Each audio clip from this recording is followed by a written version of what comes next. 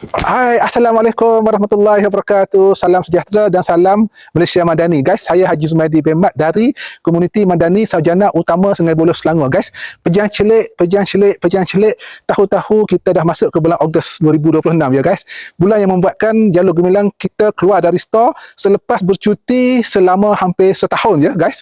Kalau kipas angin rumah kita boleh bersihkan setiap bulan.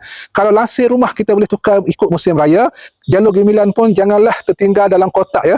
Tertinggal dalam kotak sepanjang tahun ya. Tahukah anda guys, menjadi patriotik bukan bermaksud kita kena menyanyi lagu negaraku setiap pagi sebelum sarapan. Patriotisme sebenarnya bermula ya dengan perkara-perkara kecil yang kita lakukan setiap hari. Menghormati jalur gemilang, menjaga perpaduan dan bertolak ansur bersama jiran-jiran ya, dan menghargai jasa pejuang yang telah memberikan kita keamanan dan juga kemerdekaan guys. Sebab itu marilah kita menyokong kempen satu rumah satu jalur gemilang ya. Satu rumah satu jalur gemilang. Bayangkan satu taman perumahan yang setiap rumah melibatkan jalur gemilang. Cantik guys, cantik, meriah dan penuh semangat.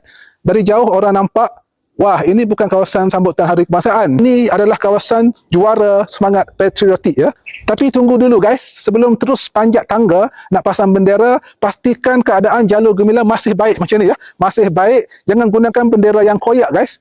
Jangan gunakan juga warna merah. Bendera warna merah dah menjadi merah jambu, dan juga jangan gunakan yang biru itu dah menjadi warna langit waktu hujan ya guys. So kalau jiran nampak, kalau jiran sebelah kita nampak, pun mungkin dia akan tanya, ini jalur gemilang ke atau bendera zaman sekolah rendah dahulu ya. Okey guys, gunakan jalur gemilang yang bersih, cantik dan sempurna ya. Macam kat saya kat belakang ni, masih lagi cantik, bersih dan sempurna, kerana jalur gemilang bukan sekadar hiasan ya. Ia merupakan lambang kedaulatan, iaitu sovereignty, maruah dan juga kebanggaan negara kita ya. Jadi tahun ini marilah kita jadikan komuniti kita lebih meriah guys. Kalau satu rumah pasang satu bendera, bagus. Kalau semua rumah pasang bendera, lagi hebat ya, lagi bagus. Kalau sampai satu jalan penuh jalur gemilang berkibar, memang rasa macam sambutan Hari Kebangsaan sudah mula lebih awal ya. Okey, ayo keluarkan jalur gemilang anda hari ini guys. Pasang di rumah macam saya buat sekarang. Ambil gambar bersama keluarga.